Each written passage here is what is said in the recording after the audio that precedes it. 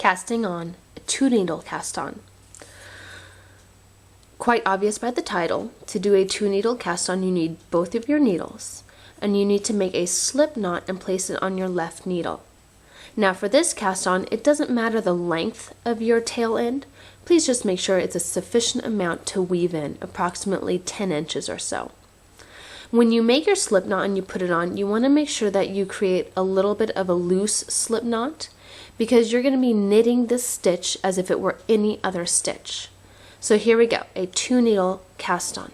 I'm going to take my right needle and I'm going to slide it through that loop as if I'm going to knit it. Now I'm going to take the yarn that is attached to my ball, I'm going to wrap it around the back, I'm going to pull that loop through, but I'm not going to slide off my stitch.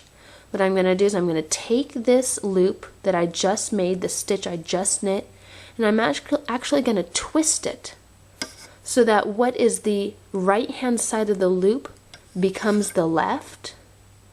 And now I'm going to slide that loop onto my left needle, take out my right needle, and I'm going to tighten up that loop. I'll show that to you again in just a second.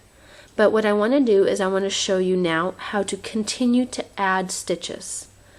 To continue to add stitches in a 2-needle cast on, this is also a great cast on for ribs or for cables.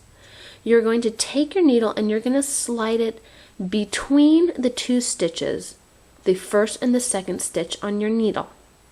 Now you're going to go ahead, you're going to pretend to knit that stitch as if it were any other stitch.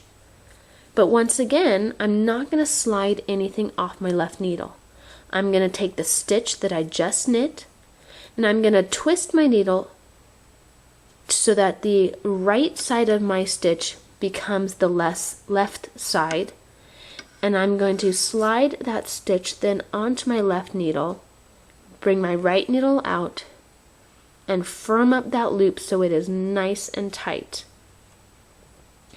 Now you'll see it kind of wants to connect itself and overlap itself with the second stitch on the needle. So this is where it becomes very important that you don't over tighten your stitches, but you leave them a little bit loose. Now what I'm going to do to keep adding, once again I'm going to place my right needle between the first and the second stitch. I'm having a little bit of trouble because I tightened it too much. You'll notice if you've tightened your stitches too much on your needle that you have trouble getting that right needle between those stitches. So here I go. My needle is through. I'm going to wrap it around as if this is a stitch. Bring that loop through, but I'm not going to pop that stitch off. Turn that needle, slide it on to the left, and here I go.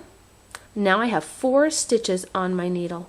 I'm going to continue until I have the appropriate number of stitches that's called for in the pattern. Good luck!